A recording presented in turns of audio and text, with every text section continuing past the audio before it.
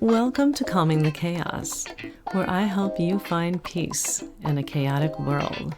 I'm Tracy Cannella, licensed mental health counselor who talks about chaos from a mental health perspective. And I give you self-help resources you can use to calm your chaos in any situation in this world. Isn't this fun?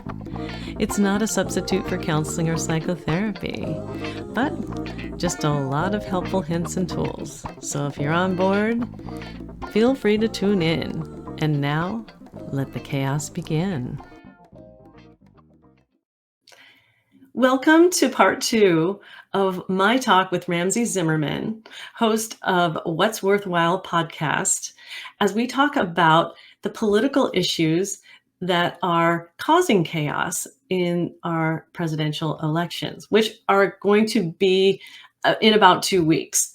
And as we talk in part 2, we're going to be addressing 2 additional issues. If you haven't seen part 1, please check it out. We talk about the economy and the border, and it lasted for about an hour.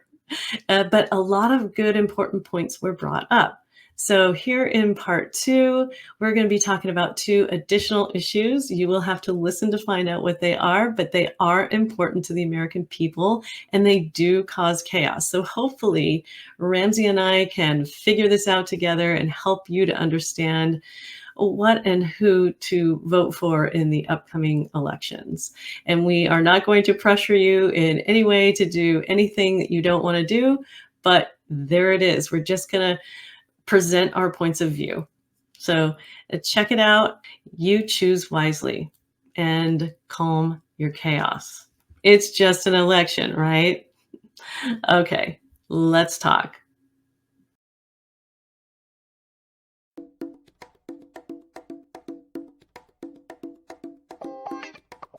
Welcome to Calming the Chaos, where I help you find peace in a chaotic world. I'm Tracy Cannella, licensed mental health counselor who talks about chaos from a mental health perspective. And I give you self-help resources you can use to calm your chaos in any situation in this world. Isn't this fun? It's not a substitute for counseling or psychotherapy, but just a lot of helpful hints and tools. So if you're on board, feel free to tune in. And now, let the chaos begin. So then we go on to war and foreign policy. And this is where things get interesting, especially in light of today, where we find that the leader of Hamas was struck down by Israel. And, that's the big news. Actually, I think it came out last night, but I only heard about it today. And so we've got wars, foreign wars, Russia, and oh my gosh, why am I blanking on that country? Ukraine. We got the war between Russia and Ukraine. I was never good at geography or geometry or whatever it is. And then we've got astronomy, exactly right. It's in the sky somewhere. And then we have the whole Hamas-Israeli war and probably other wars that I'm not aware of. But what we have here in this country, though, I was even thinking, and like, there's this talk of civil war in the country. I think we're already there within ourselves and with other people where we are very divided in this country. So there's that war that I know of as well. Then whether we should spend the money to even be involved in the foreign wars, whether we should be helping other countries, that becomes an issue because people don't want to pay to be in a war, or they don't want to pay for a certain side. And so we have these clashes of opinion about whether we should be even involved and how much we're paying the other countries and all of that stuff.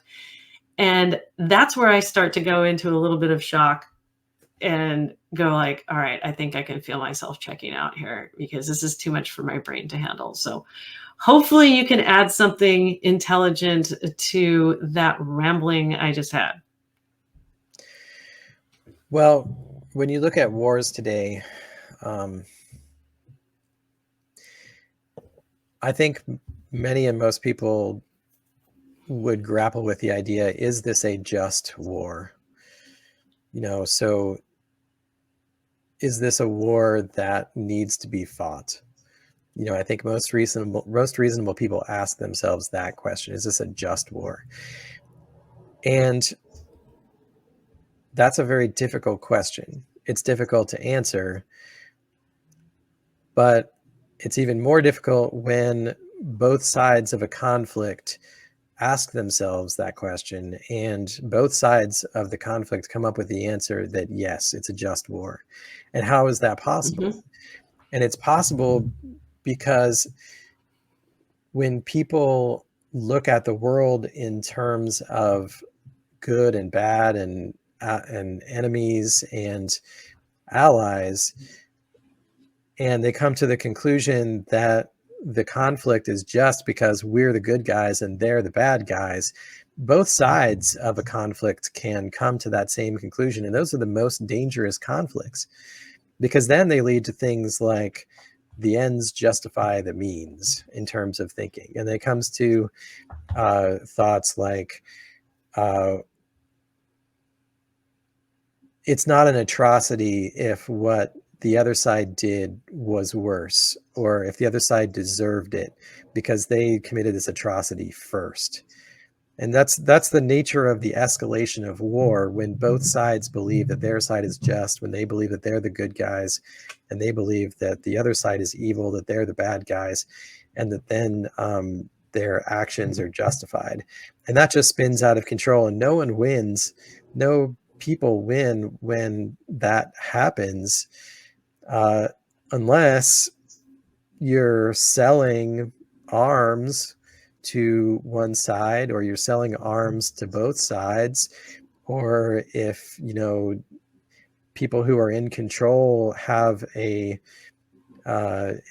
reason to want them to be in conflict with each other, because maybe if these two groups are fighting with each other, then they won't be fighting with me, or they won't notice what someone else is doing because they're too distracted trying to kill each other. And so when we have wars, foreign wars today, whether it's in the Middle East or whether it's in Ukraine and Russia, and it's American corporations that are selling arms to these wars. You actually have members of Congress who are justifying some of that spending, the hundreds of billions of dollars that are going to these foreign wars, justifying it by saying, you know what, we're not really sending the money there. We're really sending the money to these American corporations who make arms. And so it's good for the economy. And then that Mm. kind of thinking strikes me as the real evil in these conflicts, that you want to just continue having people kill each other. Um, Right. and when these wars continue to happen and both sides continue to escalate, there's always collateral damage. And one person's collateral damage is someone else's loved ones that just got innocently killed. And so every time that you have that, you're going to just create more people who are radicalized on both sides of a conflict, and who have that ability to justify more atrocities. So I personally don't believe that war is ever the answer. Um, Whether there is such a thing as a just war, I don't know.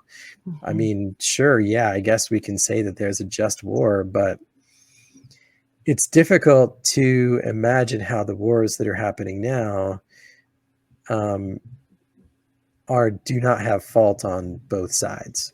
And so I Yeah. think most of the arguments that go back and forth both sides are based on which side is worse and which side is evil and which side is good and which side is justified. And that's where the chaos comes in. That's where the difficulty comes in, because people are fighting about their side wanting to win instead of saying, we need peace, we need people to stop dying. Mhm.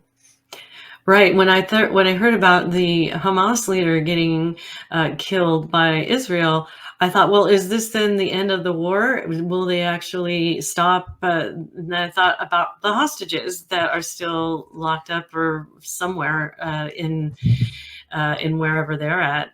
And so I don't know when. when the right time to end it is, but I think that the boundaries that the US can have over how much we financially help or support either side or the wars has been heavily contentious in the United States. In the college campuses, they're pro-Palestine and sometimes anti-Israel.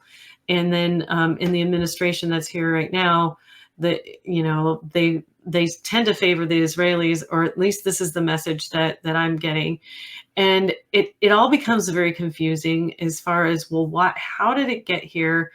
Even going back to not even 1967, but before that, 1948, and understanding just the whole history that has happened. I don't know that there's a lot of people that are going to go back and do that kind of reading, research, and like wonder how we've actually gotten here. We just know that we're here, and many of us are frustrated by it. Like, why are we even involved? Or why do we have to take sides? Why are we erupting and fighting on college campuses? And that's what causes chaos in a lot of people's minds around this issue of foreign war. And then you divided this issue into foreign wars and homeland terrorism, which I think is really very valid here, because we have this unrest within us and within us as a people. And I think that it's really kind of been here since, well, at least since 2001 is when I think it amped up, when 9/11 happened and our world drastically changed. But now that we're tasked with voting for a candidate who stands here or there, I'm not sure that people even really know what to even think. So I'm hoping that you can offer some words of wisdom to the American people who are thinking about foreign policy in war, in just taking into consideration what we can look at in our political candidates. Well, I don't have any notes on war, so you're going to have to be my note on war. I don't have war notes. What? Oh my goodness. No war notes. No Well, war notes. You're the only person who has no war notes, I guess. I don't. I just want peace. I want calm in the chaos, and I don't even have any war notes. I don't even know the countries who are at war, Ramsey. I mean, the trouble with foreign wars is that they could come home. You know, the fear about implications of foreign wars, there is fear that potential fighters are coming across our southern border. And we don't know who is coming across our southern border, right? Because as we talked about, it's been open. We've gotten 6 million people. And many of those people are young men. You know, it's not just families with young kids who are coming to our country to find a better life. It's also, you know, young men that we don't know why they're here. And it's literally people from all across the world. And so the potential that there could be people coming across the border with the intention of doing us harm is certainly there. It's certainly possible. And the other thing about the homeland is that when you're talking about providing, you know, $100 billion more to go to whatever the hot spot is in the world now for more war, and then you balance that against an unprecedented hurricane that strikes Western North Carolina, and FEMA says, well, we're going to give $750 to each individual, but apart from that, like, we really don't have a lot of money left in our budget. You know, people have to kind of scratch their head and say, well, what do you mean? You know, where did the money go? Did the money go to support the illegal immigrants that were getting plane tickets and bus tickets to fly wherever they want and debit cards to spend in stores? You know, did it go to them, or did it go to places like Ukraine and Israel to support munitions, you know, to pay for weapons of war so they can continue that war? But what are you doing for us at home? You know, we have problems here. And so that's a really difficult, and it's a really bad look to be sending all that money overseas when people are really feeling the need here at home. Yeah, I guess, yeah, to your point, the hurricane hadn't happened when we had, appropriated those funds to send overseas. Or and when I say we, is it wasn't me, but it was the decision of the current administration to do that. And then the hurricanes happened. But yeah, I think appropriating certain amounts of funds, my accounting background is coming back to me in these really great words like appropriating. And yeah, being able to have like some money set aside for domestic stuff would feel like a really nice thing, to where if we had some extra money to spare for other countries, then we could do that. But we would have to take care of ourselves first. I've always thought that. And so I guess that's not what we're doing. Well, the whole idea of money set aside is a misnomer because money is created by the Federal Reserve when it is allocated. The Federal Reserve has the ability to create money, and the Treasury borrows it from them. That's how our money system works. And so with the stroke of a pen, that money comes into existence. And so when they allocate those hundreds of billions of dollars, that's just new money being created, which just adds to inflation, like what we just talked about, and it adds to the national debt. Mm. Wow. You're smarter than I thought you were, Ramsey. This is so cool. I'm getting to tap into Ramsey's You seem so brain. surprised. Well, I knew you were a smart guy, but I didn't know that you knew that much about all of the stuff. And then you continue to connect it to inflation and the economy as well, which is probably why that's probably the number one topic that they usually start talking to people about in interviews, presidential candidates in interviews, and in the presidential debate, because it does tie back to the economy and inflation. So the last bullet point on our list is healthcare. Hopefully I'll be able to speak a little bit more intelligently on this, because this is my field of work, and it is frustrating as far as even being a consumer of healthcare, paying for my own healthcare, and then seeing how the insurance companies work, and seeing people maybe not having access to mental health care or physical health care, having really high premiums on healthcare, not getting a whole lot for their healthcare plans, not being able to get what they need, and just to stay alive. And this sort of wraps it up into a nice survival, like the economy and inflation are survival things. So is healthcare, wellness, and well-being. And that's where both of us have our focus right now. So when you think about healthcare and the upcoming elections, I guess, what are your ideas or thoughts about where we stand right now, and maybe some perspectives that you have, and where we might be going in the future? So healthcare is, as you said, an enormous, huge issue. Everyone needs healthcare. Um, I think you could make a good argument that healthcare is a human right and that people should have access to it. Uh,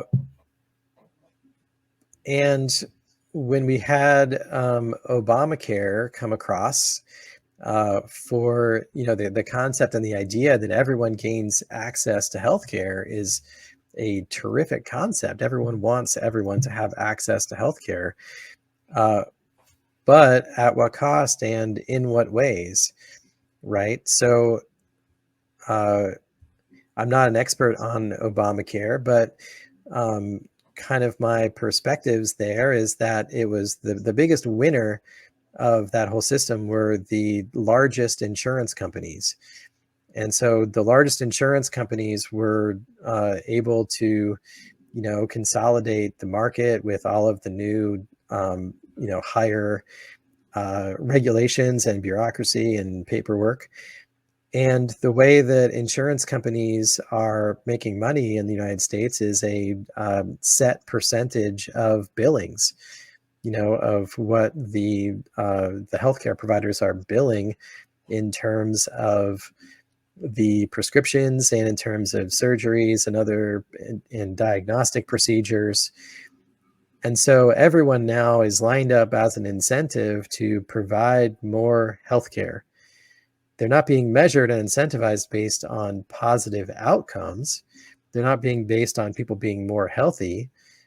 Mm, They're incentivized based on prescribing more drugs, doing more surgeries, doing more diagnostic work. mm, And so what does that lead to? What do we have now? What we have is a system where uh, we are treating the symptoms of ailments, and we have lifetime customers based on the ailments that they have and the various prescriptions that are tamping down the symptoms of the various things. And when you layer on to that the uh, American conventional Western allopathic medical system, it's based on specialties. So when you have issues in your health, you solve it by going to a specialist. And if you have this symptom, you go to that specialist. You have that symptom, you go to this specialist. And so you go to all these different specialists, and each one has the opportunity to give you a new prescription. And next thing you know, you've got 3 prescriptions. But of course, that prescription causes some side effects. So you get another prescription to tamp down the side effects of the first prescription, and so you get onto this treadmill without actually solving or addressing the core reasons and issues for why we have all of these chronic illnesses in the first place. And so, kind of the revolution that's happening right now is holistic health and looking at what are, in fact, the root causes, what's going on inside of our bodies. And it's being found that something like 96% of Americans have metabolic dysfunction, meaning that the mitochondria in their body are not able to effectively generate enough energy within our bodies to have healthy functions. And so, that's being caused by a variety of factors, including wrong kinds of diet and not enough exercise and not having the right exposure to sunlight and not sleeping the right amounts of times and having exposure to chemicals that are not natural and didn't exist in all of human history up until the last 50 years, and ultra processed foods which have more chemicals than medicines have. And all of these are essentially causing this sort of toxic assault against our very chemistries and how our bodies operate. And it's resulting in all of these different chronic ailments and illnesses. And the response of most of conventional medicine is we're just going to deal with every one of those symptoms one at a time. We're going to lower your blood pressure with this drug. We're going to reduce your mhm, cholesterol with that drug. We're going to reduce your triglycerides with that other drug. And if your hair is thinning or falling out, we're going to give you this cream for that. And if you're having trouble in bedroom, we're going to give you a different pill for this. When in fact, probably all 5 of those things are being caused by the same thing. mhm. So that's difficult. What do you do with that? Well, and then I don't know about insurance companies and plans covering holistic medicine. Some people that I know that are clients of mine who have tried going that route are frustrated because their insurance plan doesn't cover some things. Massage therapy is a great example of some plans just don't cover it, medical massage, but it really does some people very, very good as far as chronic pain goes. So people who are trying to do more holistic things to have health are finding themselves paying for it out of pocket because their insurance plans don't cover it.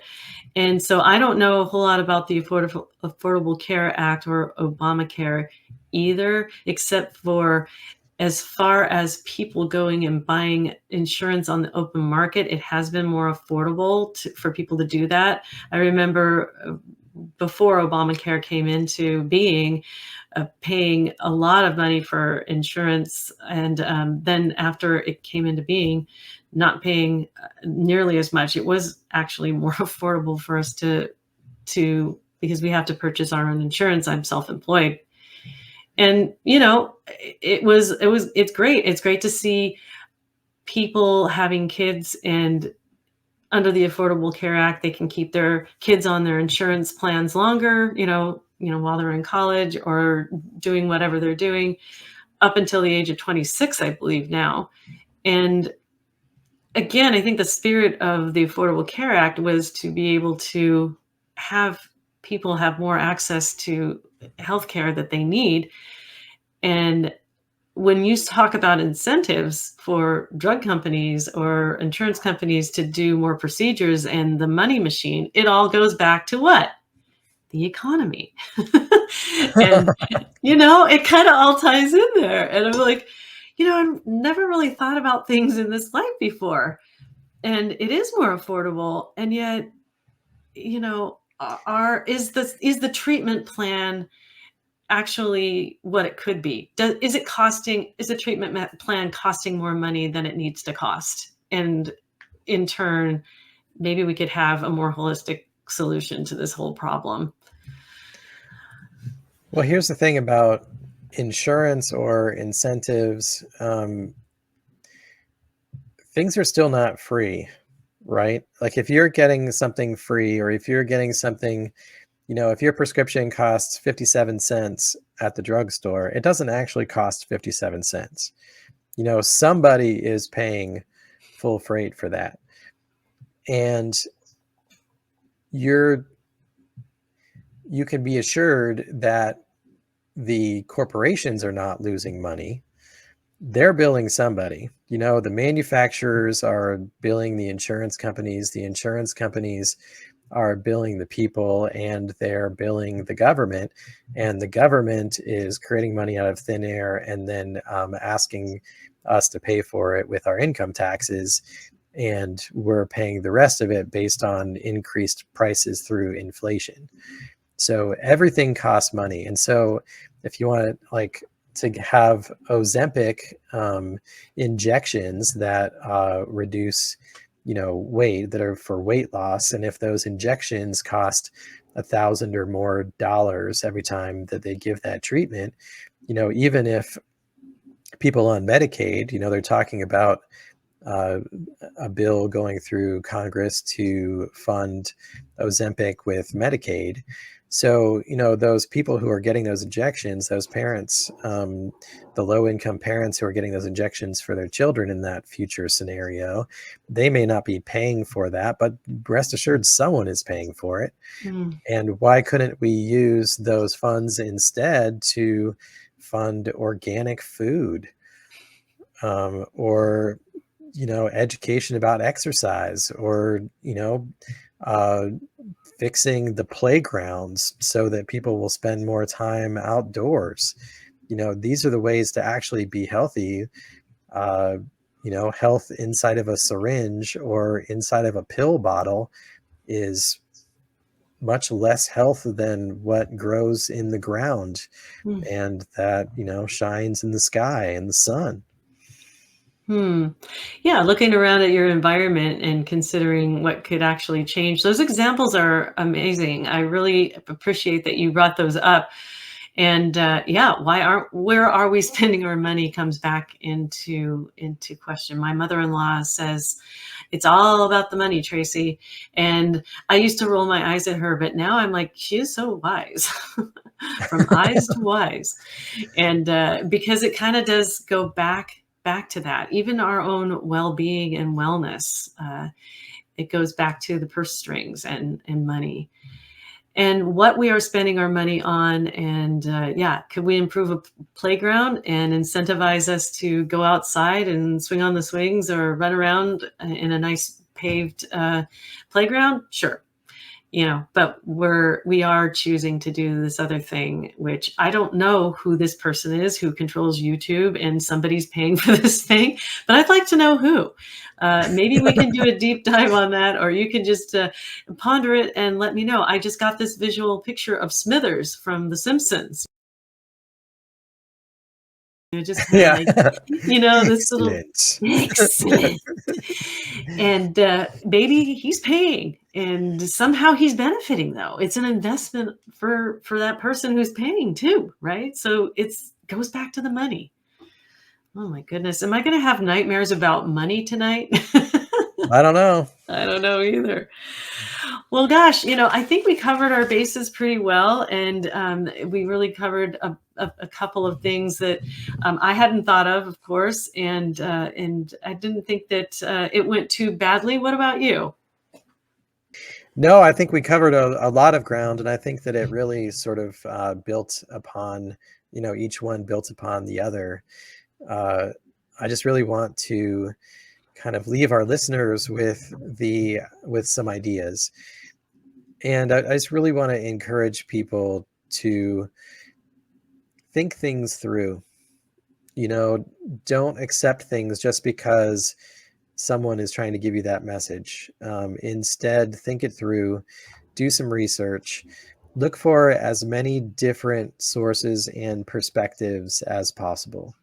So, deliberately try to go to media sources or social media accounts that are different from the ones that you usually do.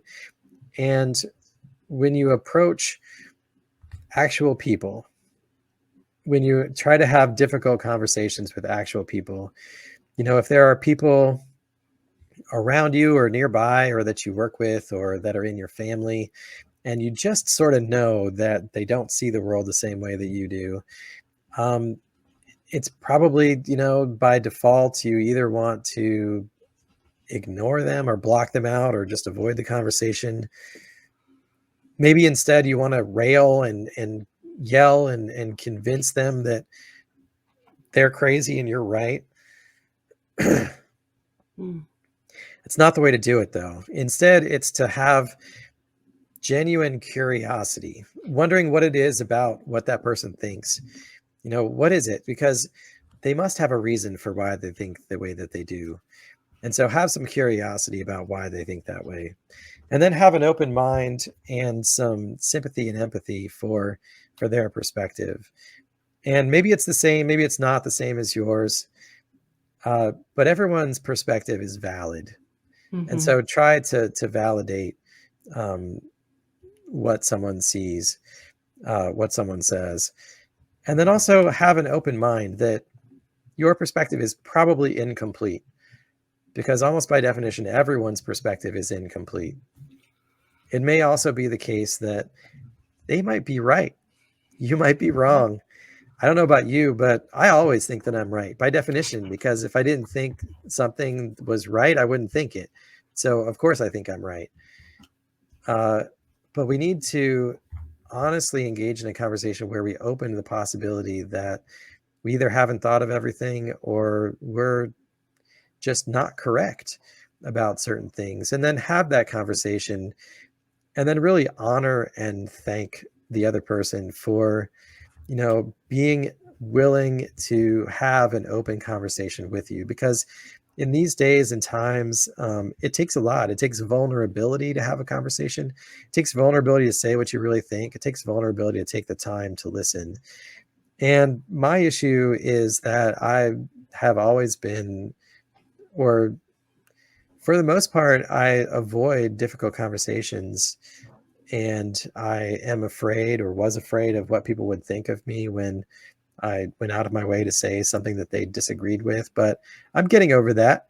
Working on my podcast, I've been doing my own form of therapy and finding my voice and talking about kind of learning ways to express myself productively. And I encourage people to do that, to find their voice and to not just yell about their emotions, but instead to get informed, to get as many perspectives, to learn as much as they can, reach out to the people around them, and have two-way conversations that you do want to have the other people listen to what you say, but you also um, need to hear what they say. And um, that's just uh, the way it is. And I have to shout out my friend Parfait Basile, because he has been, just within the past few days, we've been having conversations like this, and it's all from a model that he does. And I just, we need more people like that in our life who are different from ourselves, who can build us up and really sort of bring us to finding ways of peace. And the only way we're going to find peace and get across and away from chaos is to connect with each other. Yes, at the end of chaos through connection. I really like that. And it was funny because I was jotting down some ideas as you were talking. And then as I was jotting things down, you continued to say what I was jotting down. So the only thing that you didn't, Truth is truth. I know, open, flexibility, listening, all that stuff came up. And I was writing down this list. And so the only thing that you didn't mention was managing your emotions while you're doing it. And I think you kind of touched on it a little bit, but that's what this podcast is about, is as you're maneuvering through the chaos that is this world, then we can learn skills and tools to be able to manage our emotions through these difficult conversations that we may have with each other and within ourselves as we're starting to do our research, as we're being open-minded and hearing these other viewpoints and taking them in respectfully. And, I really think that a lot of my earlier work, it will, maybe be recycled in future podcasts because it really geared around emotional management skills, tips, and tools for managing anxiety and overwhelm. And perhaps I'll recycle them one day when I have an extra moment. But for now, I really want to say how grateful I am to have you on the show. And we want to introduce Ramsey and his website, and that's www.whatsworthwhile.net.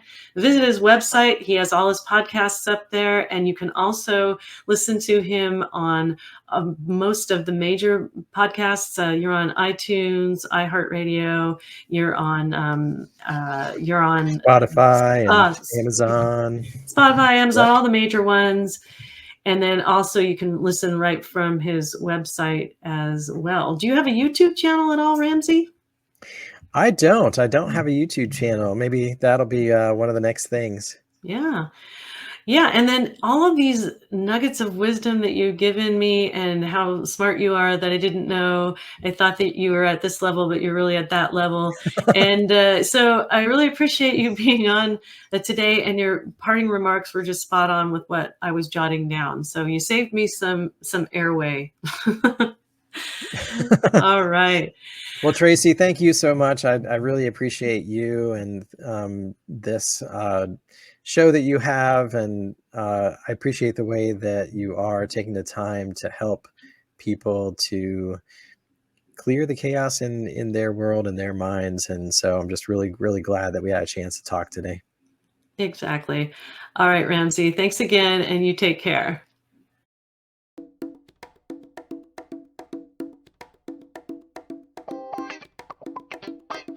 Thanks for listening to Calming the Chaos podcast.